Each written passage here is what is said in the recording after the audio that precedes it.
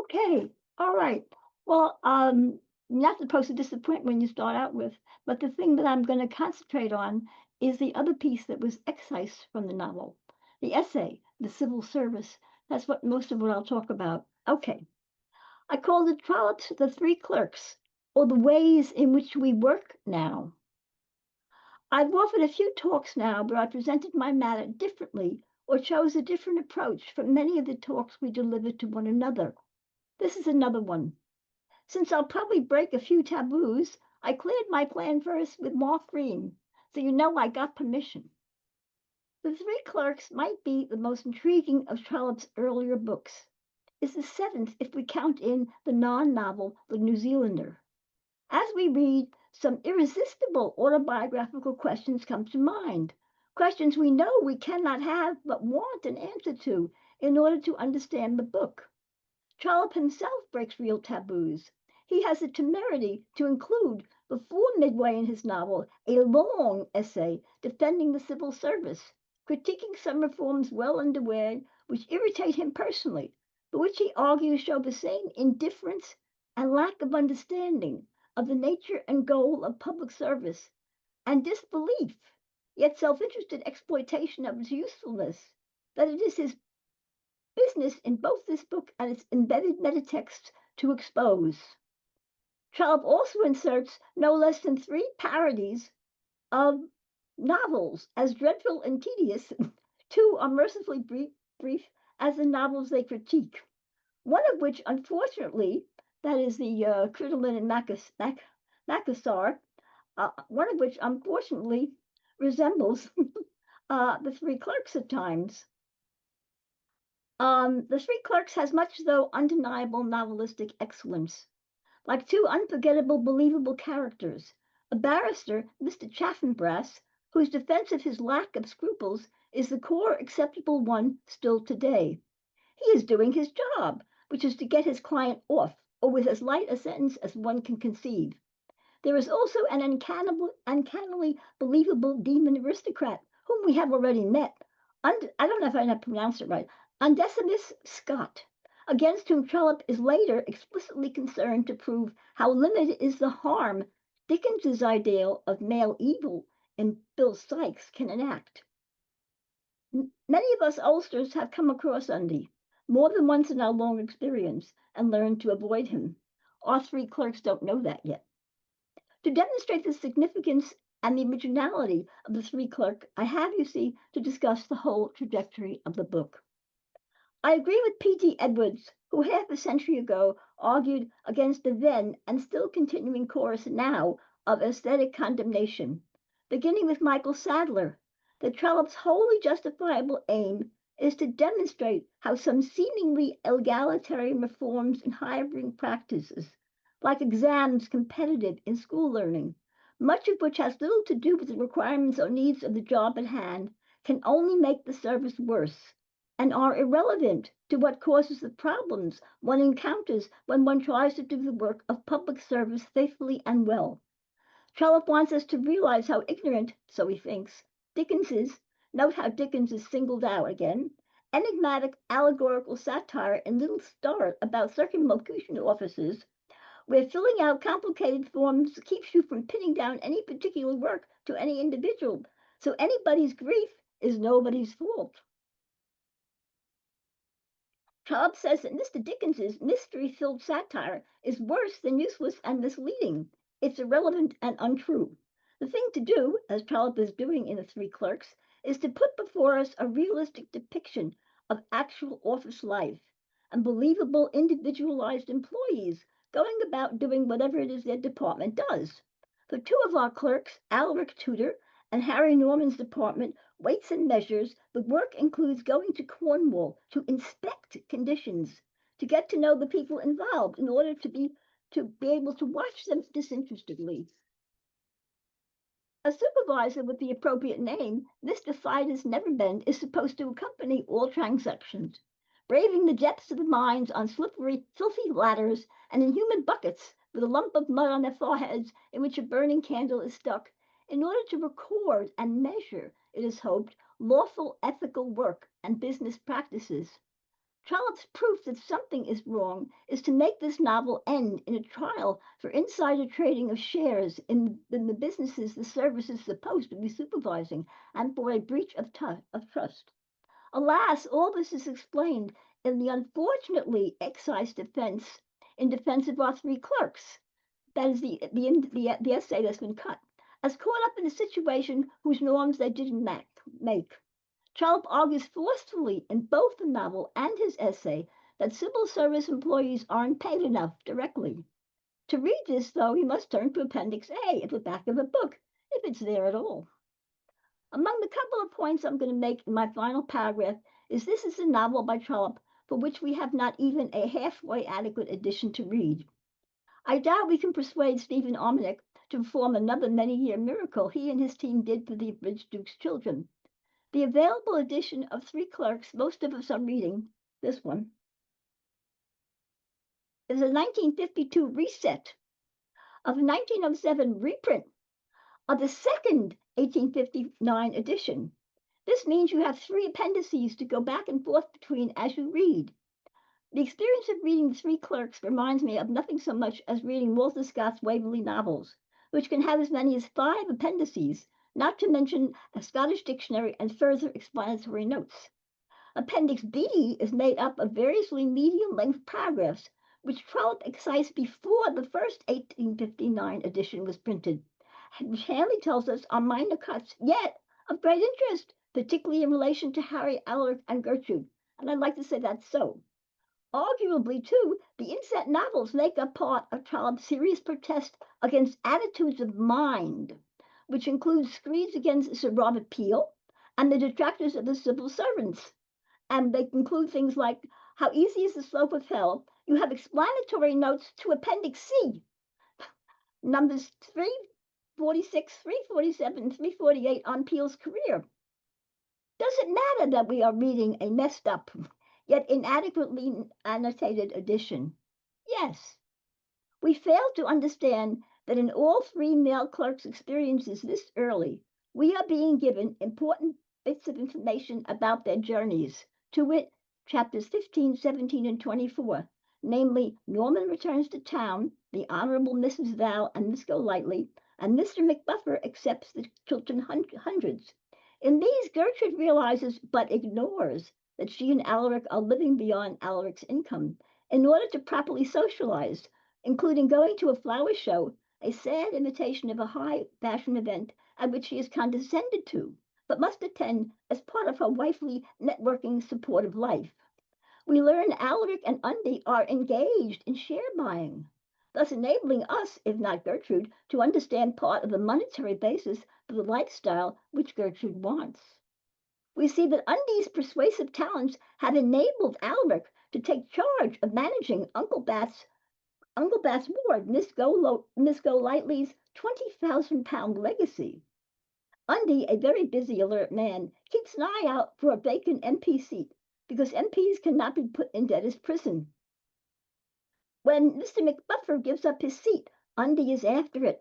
Sadly, he hasn't the money to win an election, so he pressures Alaric into borrowing a considerable sum, £700, from the said Uncle Bat, whose naivete Alaric previously sneered at and made fun of, even though Uncle Bat made Gertrude his heir on the understanding Alaric would marry her. Because Uncle Bat thinks Alaric has gumption and is smart. Captain Cutwater, to give him his full retired title, assumes Alaric will, unlike Harry, naturally rise in the civil service. It wouldn't do, would it, for the good captain to find out that Alaric, as a young man of considerably lower rank than Undy, must struggle to afford that chance at rungs of promotional ladders. Alaric has, of course, been engaging in money-making deals with Miss Golightly's legacy, and been working to persuade the oblivious, obtuse cousin, Charlie Tudor, Alaric's cousin, to court and to marry Miss Golightly.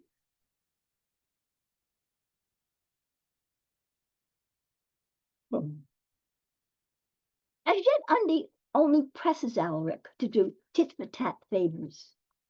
But in a not much later chapter, that's 29, Undy will become less pleasant and threaten Alaric, explicitly blackmail him, to make Alaric do his bidding.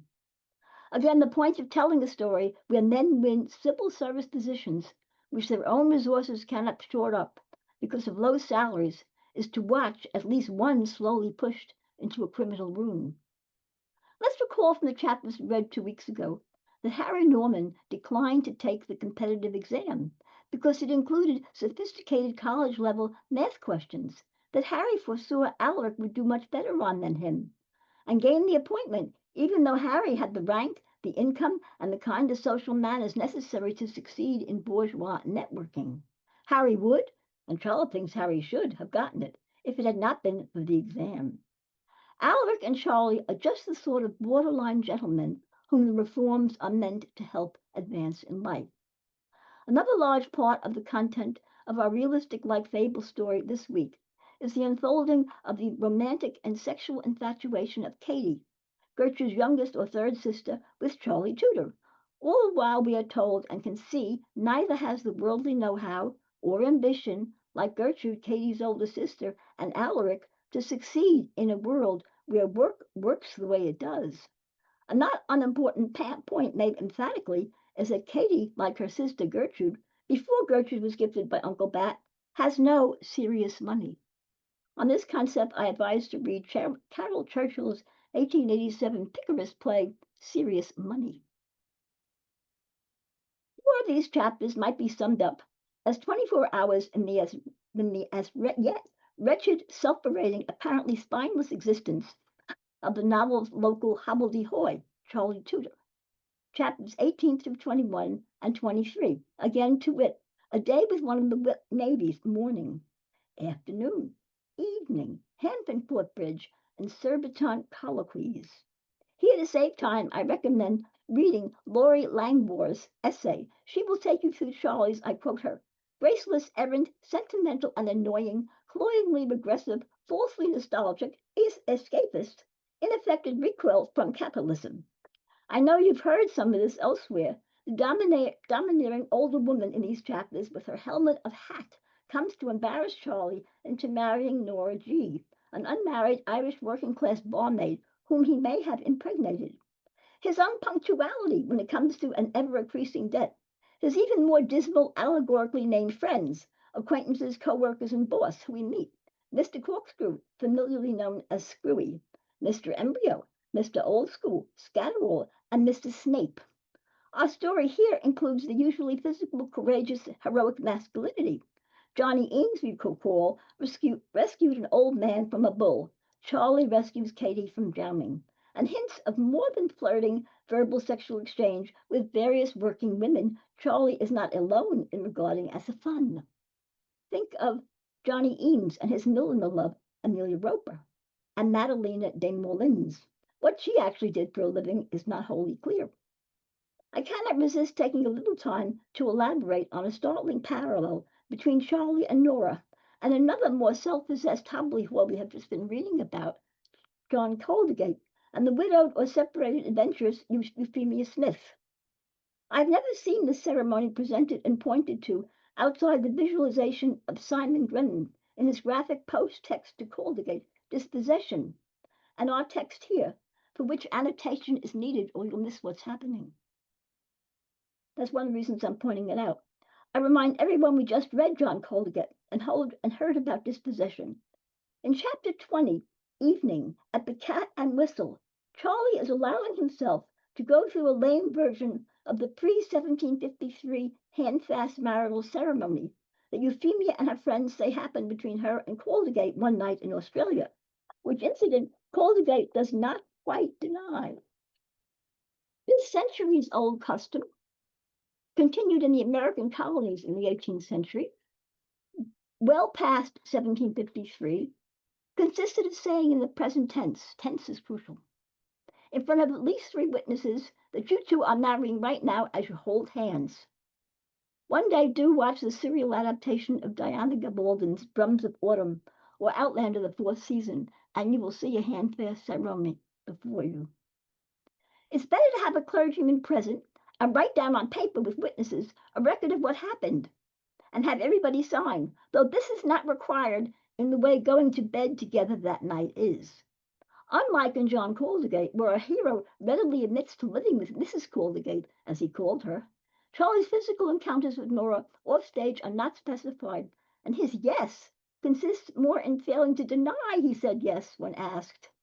The interest to me is that in these very two different novels, written very far apart in time, with very different male and female characters, Trollope is still resorting to what apparently in the mid 19th century were common seduction subterfuges. It is a commonplace to say that what is found in the Three Clerks is a more explicit working out, under the guise of fiction, of what Trollope tells us of himself as a postal clerk in London in his autobiography, a depressing, to him degrading, debt-ridden existence because he couldn't resist gambling, drinking, and premarital sex. As has been said before by another far greater writer than me, let other pens dwell on guilt and misery. I quit such odious topics as soon as possible, the way Trollope does in his book In Charlie and Nora's Case. Like Mrs. Woodward, though, the mother of our heroines, who Trollope presents as exemplary, I cannot excuse Charlie's behavior, which could have adversely affected a young woman's life, pregnancy outside marriage, because Trollope himself dismisses her as unworthy of respect or consideration by having one of his heroes, Charlie, whose development was supposed to carry about, look upon her as not mattering. When Euphemia Smith, or the first Mrs. John Caldergate, persisted, Trollope punished her severely, so perhaps we should be glad Nora's surrogate mother, Mrs. Davis, and she vanished from the text. The central concern in the Three Clerks, like many Trollope's novels, is the development of young gentlemen into successful married manly men, people who uphold the norms and foundational bases of a good modern commercial society. Women in this book and elsewhere are of concern when they are of eligible rank and type to help the ethical gentleman hero create the prosperous, ethical, and family-based patriarchal ideal. To conclude, the novel's trajectory, its whole tidy plot design, reaches its meaningful climax when one of its clerk characters is found guilty of corruption, is disgraced and imprisoned, and must eventually emigrate to Australia to get a respectable job once again and a decent, livable wage, not a salary. In this and next week's chapters, besides Charlie's falls, we're also hearing about how what integrity Alaric had is now disintegrating. He is surrounded by people who treat Neverbend as a crank. But what is his reward for never stooping? In the excised essay, Trollope quotes from another published essay on the organization of the civil service, which I gather, I admit I did not read this one, in which I gather it's argued that the civil service needs thoughtful reform. It needs long-term employees advanced on the basis of merit, knowledge, and seniority. Trollope is arguing that beyond paying people enough, promotion from within based on seniority should be encouraged because he thinks people really bad at their jobs will be fired or leave out of a more proper. The electrifying drama which features Chaffanbrass against Undy, which is the denouement of the book, is there to prove the arguments of Trollope's essays, and the action begun here that competitive exams put a premium on intellect at the expense of character. The emphasis is unfortunately more anti-egalitarian than moral or based on skills and knowledge actually needed. Trollope thinks these new reforms show a disbelief in the usefulness of civil service. When he travels to the post office years later, he wrote about this in North America. He will inveigh against how the U.S. Post Office at the time fired just about everybody from the highest to the lowest positions each time there was an election and a different party won. This is true. He says in North America, the state of service in the post office he observes between the public and the department employees, long lines and waits, missing and lost packages, and illegal demands for more money at point of contact, is the result of not having anybody around who is truly expert in guiding everybody or who cares. He asked in this essay, does not everyone know when it's time for high promotion, especially the people just below the top? The people who have been working there for years are hardly ever, meaning never, chosen. Surely, says he, there is some merit in long-time civil servants, and surely we should reward it because that will make people work harder and make more ambitious people apply. I didn't quote him because it's very long, because this is a paraphrase. We can see why Dickens's satires incensed him. Most Trollopians know Trollope himself quit his position in the post office in autumn 1867 because he felt he had been unfairly passed over for promotion. But also, we should remember, because he was ambitious to run for public office, he wanted more time to meet the demands of his successful writing career profession. Okay, I'm going to break one more taboo. Be careful to keep all political discussion within the past the particular novel is concerned with. I'm jumping 30 years. What Trollope seems in part to be advocating is very like what happened in 1883 in the United States to the Federal Service under President Chester Arthur. The Pendleton Civil Service Reform Act of 1883 put an end to the various spoil systems. It's usually talked about as it was worded, as being egalitarian, as giving all citizens a chance to compete for good jobs. What's not stressed is the particular work. The Act also stressed the need for meaningful certificates of higher education and relevant training from colleges and universities. These things did come and are now in the US in great danger of vanishing. Where Trollope is clearly wrong is his assumption a gentleman is more likely to be moral, or because rich, above unlawful monetary gain and undeserved promotion. A lot of people, upper, middle, or lower class, whatever gender or gene pool, have as a legitimate goal in life to make a lot of money and live in luxury. Many, I admit, are contented with a small percentage of the take. Still, I don't want to leave this central argument of Trollope's ignored and little understood novel with a historically based or a cynical dismissal as well meaning but misguided entertainment.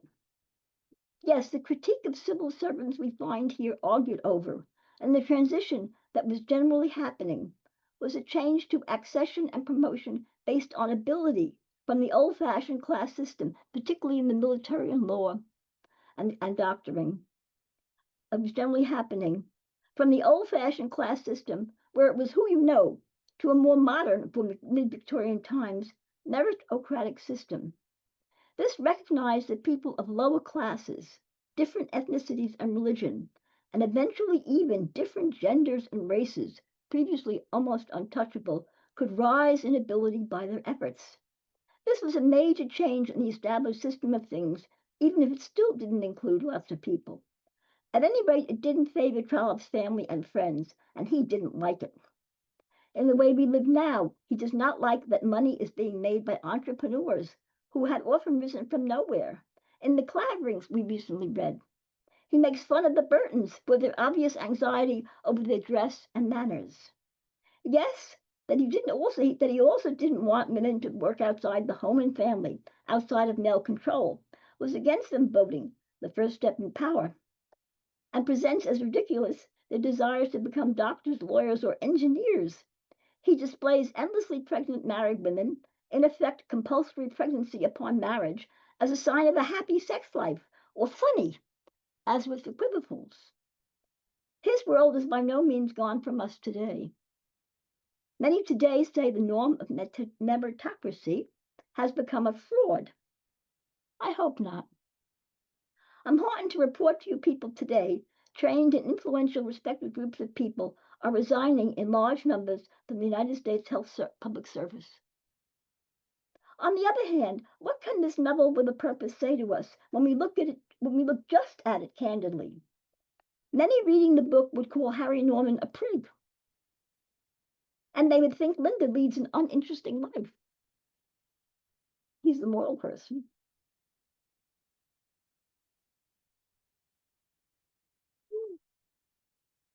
We might find more potential for interest in Charlie and Katie, and want to know what eventually was Alaric and Gertrude's life like.